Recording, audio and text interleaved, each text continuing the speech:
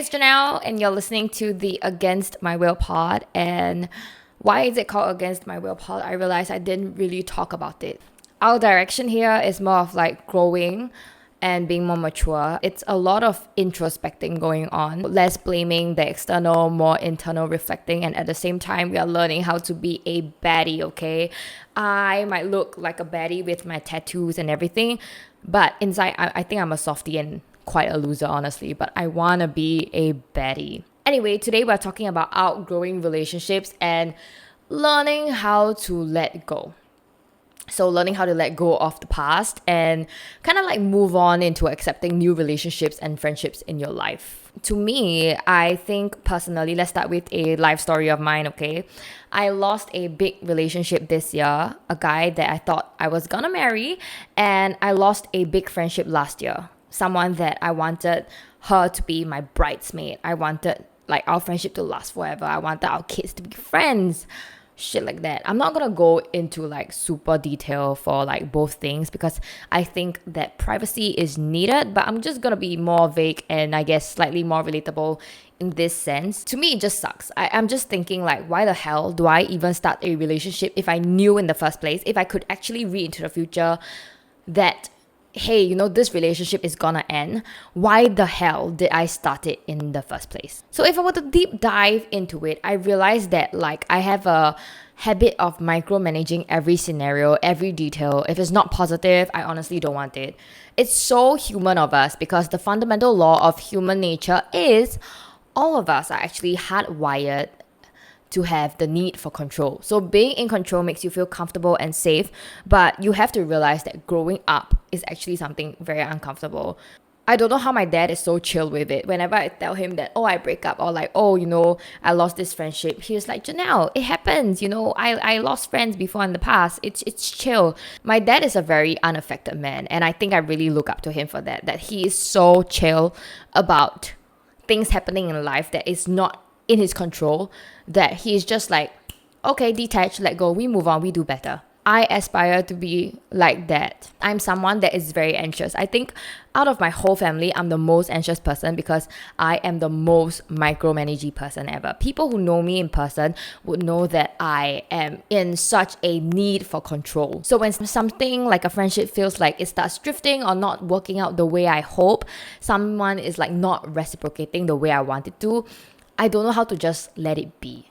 I can't. It makes me so anxious. I will just freeze on the spot. I want to fix it. I want to control it. I want to hold on to it. Like, it genuinely kills me inside.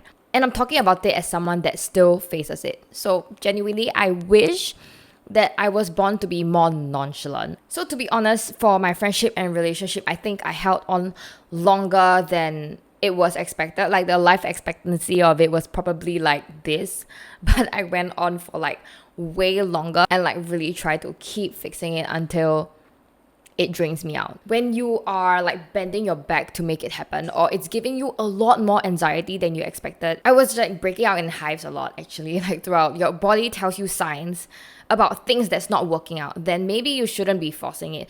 Yes, people always say that, you know, you should really fight till the end because that's how love works, but sorry, I am not really gonna apply this to something that I know that my gut feel is gonna tell me that it's not gonna work out. I really tap into my intuition a lot now, and I trust my gut feel a lot. What I'm trying to say in this whole thing is that if you are bending your back to try and make things work and it's not being reciprocated, then obviously it is a sign that you have to let go.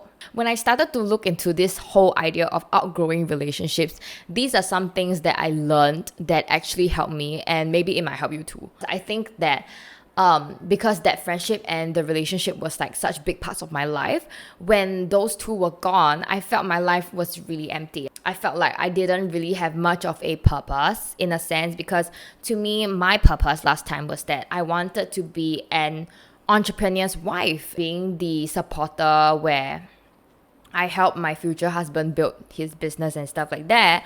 Yes, I'm my own person. I have my own like content creation and everything.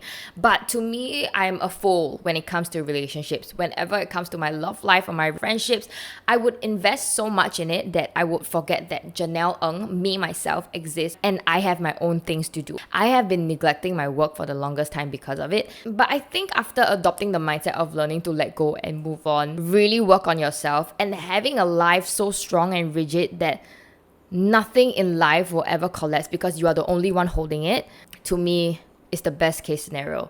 In the future, if ever I were to break up again when I get into a relationship, or if I were to lose a friendship that I hold dear to, at least I know my foundation is solid for myself and I would never lose myself again. But of course, to get there, it's brick by brick of learning the fundamentals on why these happen in the first place in order to give yourself closure and move on. Something that you must accept is that you will not get closure for everything from someone. Not every relationship has closure. Sometimes people are just avoidant, so they decide to just shut you out and then they leave. What are you gonna do? Obviously, you have to find closure within yourself. And in order to do that, you have to understand why these things end. First of all, I'm gonna start the research, open close inverted commas, research I did about outgrowing relationships. Okay? So first of all, it's completely normal to outgrow friendships or relationships as you evolve. I would like you to take your main character syndrome out of it for now. I know that we all love to be main characters in our life, but if you take yourself out of this main character phase, you can kind of understand that everyone goes through the outgrowing friendship and losing friendship phase. The person on your left, the person on your right, probably, definitely 100% has lost a friend or relationship before. You are not that special. You need to take this mindset of you are not that special. Everyone goes through this too, to know that you can get through it too. Then you move on to the next step on why these things happen. Number one, different directions. As you change in life, your interests and values may no longer align. It's pretty no-brainer. So when you get older, your network expands. You probably don't have the same interest anymore. For example, I just picked up running a few weeks ago and just picked up Muay Thai, and now I meet new friends like twice a week. So this of course changes my routine and meet some old friends less. So with inconsistency comes the drift of relationships. That doesn't mean you guys are not friends anymore.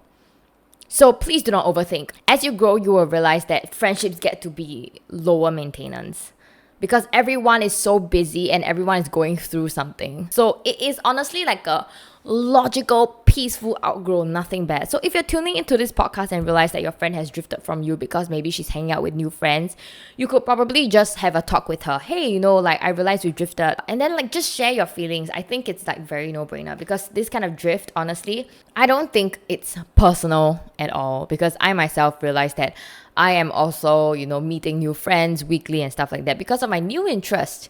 Peaceful outgrow, nothing bad. But of course, there's the flip side of it, which is slightly more uncomfortable. Here's an extract I quote from a website I was reading. Those of us who are in the process of breaking the people-pleasing pattern, we will probably outgrow more friendships than most, because we're letting go of the problematic behaviors that made those relationships possible in the first place. To begin with, I'm a very people pleaser person, and my friendships were built on that. I'm very easygoing, agreeable, and not wanting to rock the boat. If you say A, I will be like, oh yeah, let's do A. I won't say like, oh, we could do B and stuff like that, because I never want to trigger anyone's negative emotions towards me. And that sucks, because I tend to actually agree on things that I internally disagree. You have no idea how many times now, whenever I sleep at night, sometimes I wake up, I'm like, actually, why did I even agree with that person in the first place? It wasn't really like morally aligned with mine. So there were many moments like that where I realized that, oh my gosh, Janelle, you are so weak. You are so weak for not standing up for yourself. You are unable to disagree with someone today. And I really hold it personally to myself, because I told myself that this year I wanted to be more morally aligned with myself. So if anything does not sit right with me, I will literally call you out. I'll be like, this is not cool. Which I'm really proud of myself for, because I've been practicing it. Honestly, at this point, it's like I don't really care if you're unhappy with me if I'm going to tell you the truth. For example, I have friends that I disagree with the way they handle things, and I'm just like, you know what, like if I were you, I wouldn't handle it that way, because I don't think it's morally correct.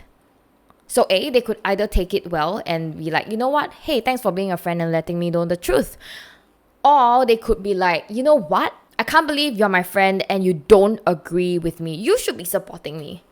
Well, funk, then maybe find another friend, I guess, because I'm gonna start telling you the truth about how I feel. Especially if something doesn't sit right with me, I'm gonna be telling you. So obviously, if I'm gonna start being honest, then I'm gonna be outgrowing friendships. I generally just don't want to be a loser anymore. And I want to do a big favor for myself. I'm doing this for myself. To step out of my comfort zone, to have the courage to be disliked. Why? Because I want to go on the path where I'm going to be finding more like-minded people that are going to agree with me on things I do. I don't want to be an enabler to friends that are going to be doing things that I kind of disagree anymore. I know it's a very bold thing to say, okay? Because especially for someone like me, I can't stand it when I know someone is probably shit talking about me, disliking me. I don't like negative energy. I don't like bad juju. Personally, if I know that someone does not like me and stuff like that, I'm a big communicator. So I would actually like text the person and be like, hey, is there something wrong with me? I just want the person to be unupset with me. But I kind of got to the conclusion that if someone just doesn't like you, sometimes you don't really need an explanation from them, because people are kind of like old enough, especially your own friends, to let you know why they're pissed off. Instead of keeping quiet or talking shit about you behind your back on like what you did, maybe just be fucking mature about it and just talk to them like, I did not like what you did today. So like, I would appreciate if you not do it again. Apologize and move on, full stop. You can't control other people's actions, okay? Like, you can only do your part. If they just don't want to communicate, then obviously you already did your best. So there's nothing you can do. So this is where I'm going to apply the Let Them theory in by Mel Robbins, because I was kind of like listening to the podcast and reading it. Honestly, it's a good book, but if you listen to the podcast already on Spotify by her and Jay Shetty, I don't think you really need to read the book. It teaches you to kind of like learn how to let go, while at the same time focus on yourself, on what you can do in that scenario. Obviously, trying to control the scenario sucks, and obviously when you try and control it, it gets worse. There's nothing you can freaking do about it, so you obviously have to like have it in you to think about what you can do in that situation. There's a few steps to the things I do now and how I psych myself out of things I am having no control of. So first of all, I would always give the benefit of doubt. I have to learn to know that everyone has their own demons to fight and everyone is going through something. Even if your friend does not seem like they're going through something, they're just cheerful and happy every day, I'm pretty sure that adulting is really tough and we're all just trying to survive out here, and everyone is definitely going through something. Obviously, the benefit of doubt for outgrowing these friendships would be to clarify, or to just give the benefit of doubt to know that maybe this person is going through something.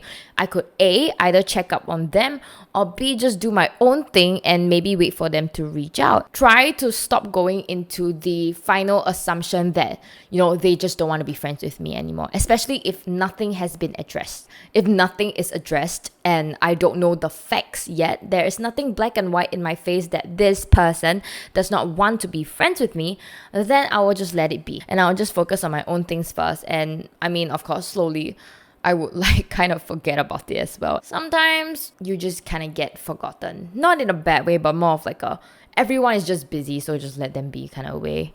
And as I grow older, the most important thing I realize is that I'm starting to learn to be myself. And I think that's very important, because having the courage to be disliked is one big thing I said just now. It comes at the cost of being yourself. And that's a very beautiful thing. As long as you're able to find like-minded people just like you, that is going to be in your circle, I think that you are actually en route to a life filled with a lot of happiness instead of like overthinking and anxiety, because being with the wrong people actually triggers very negative emotions in you.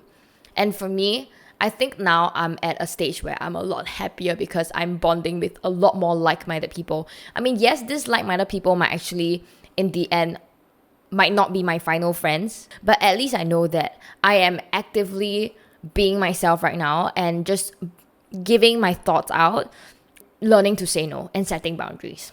Being performative and not being yourself is so tiring, because at the end of the day, you will tire out.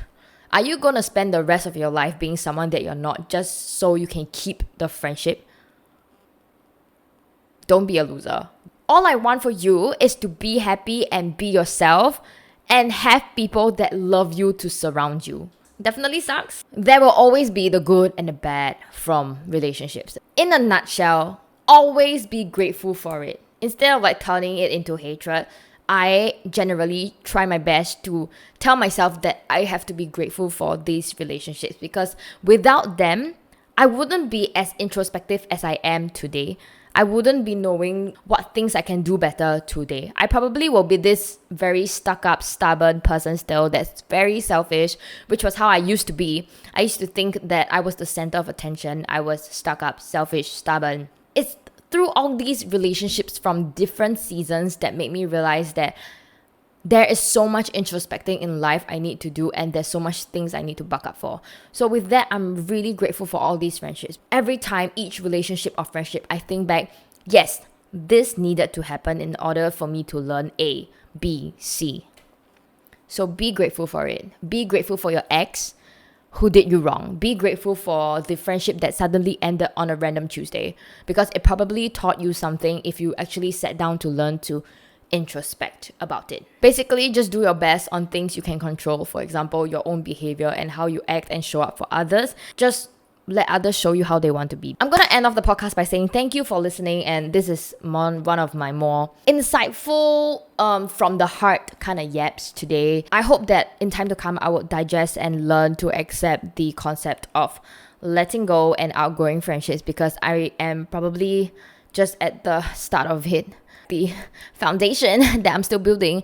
And I know that once you and I fully grasp the concept of that, I know that we can do so many bigger things in life, because all these things are not going to be in our way anymore. No hatred, just gratitude. No thinking of negative, just seeing the positives on why things have to happen.